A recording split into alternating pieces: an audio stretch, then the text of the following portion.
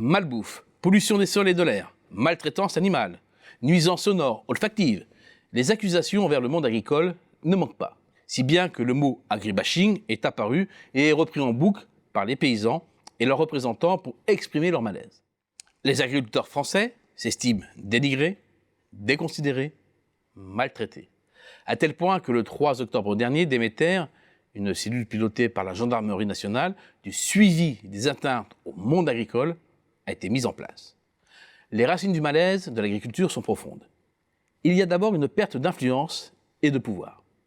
Au début des années 50, la France comptait plus de 5,6 millions d'agriculteurs, salariés et non salariés.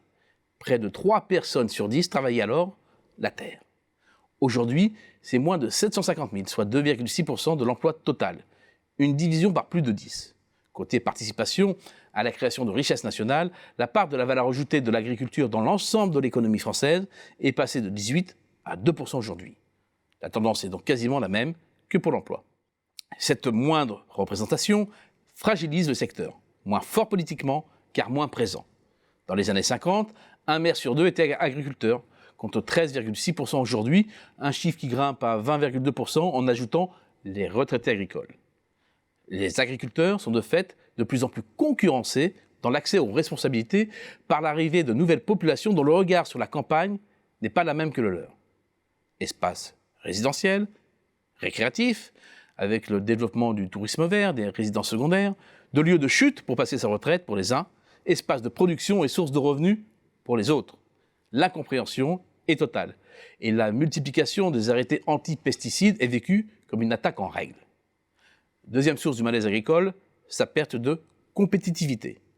La part de marché mondiale de l'agriculture française a été divisée par 2 depuis le début des années 90 pour tomber à peine plus de 4%. Désormais, l'Allemagne et les Pays-Bas ont des parts de marché supérieures à celles de la France, qui a glissé de la 2e place des principaux pays exportateurs agricoles au début des années 80 à la 6e. Pendant longtemps, l'indicateur phare de la puissance agricole française résidait dans sa performance à l'exportation, mesurée à l'aune de ses confortables excédents. Des excédents qui ont fondu, divisés par 2 depuis 2013. Pire encore, la France a été déficitaire courant 2017. Cette cassure historique est d'abord liée à la diminution des excédents avec l'Union européenne et à la montée de la concurrence avec nos principaux voisins allemands, néerlandais, espagnols, britanniques et depuis peu venus d'Europe de l'Est. 3 facteurs jouent de concert. 1. Des charges élevées. La France est en compétition avec des pays dont les coûts du travail sont inférieurs, Allemagne, Espagne, Italie, voire très inférieurs comme la Pologne, sans compter les pratiques déloyales du dumping social. 2. Une tendance à la surréglementation entraînée par la surtransposition des normes européennes. Et enfin, 3. Des fragilités structurelles, comme la forte atomisation des acteurs agricoles qui ne leur permet pas, ou moins que leurs concurrents, de jouer sur les économies d'échelle et donc les gains de productivité, et les freine dans la conquête des marchés internationaux. 3e source de malaise, l'affaiblissement du lien, pour ne pas dire sa disparition, entre le travail de l'agriculteur et son revenu, en termes de niveau, mais aussi de sa composition. Parmi les non-salariés du secteur agricole, 1 sur 5 dispose d'un revenu moyen de 560 € par mois.